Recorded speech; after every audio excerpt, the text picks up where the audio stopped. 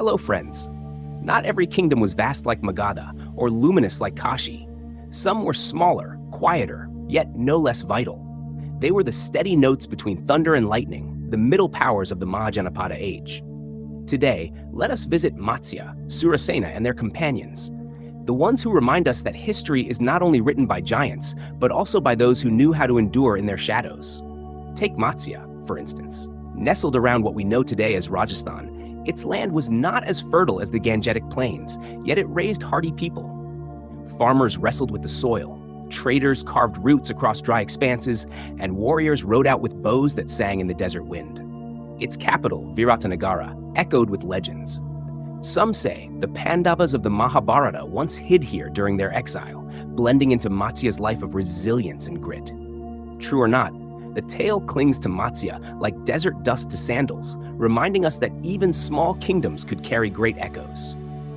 Then there was Surasena, a kingdom of crossroads. Its heart lay near the sacred city of Mathura, where the Yamuna River flowed in quiet grace. Traders from the west, sages from the east, and storytellers from everywhere seemed to find their way here. Mathura became more than a city.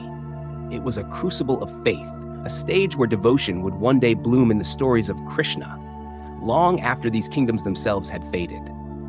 But even in the Mahajanapada age, Surasena mattered.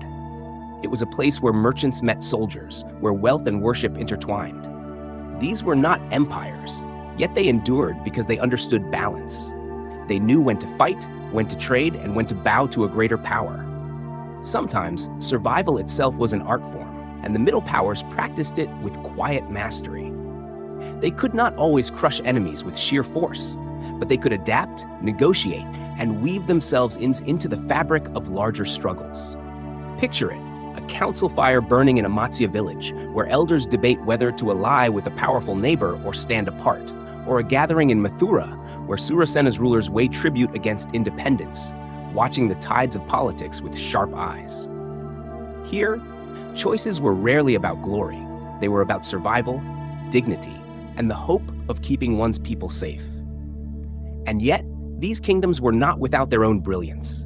Their festivals were vibrant, their marketplaces alive with color, their stories rich with laughter and longing. A Matsya farmer could tell you the worth of every grain. A Surasena priest could speak of the gods with fire in his eyes. Life here was simple, perhaps, compared to the grandeur of Kosala or Magadha. But simplicity, too, can carry strength. As I drift onward, I cannot help but notice something. These middle powers teach us that history is not only the roar of lions, but also the steady footsteps of deer, moving carefully, gracefully, ensuring the herd survives.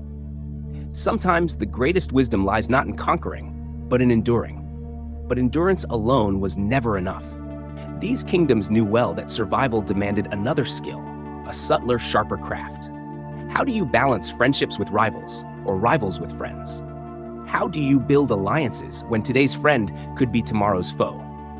That, dear friends, is where our journey takes us next, into the delicate dance of power, the art of diplomacy, where alliances were inked in both trust and treachery.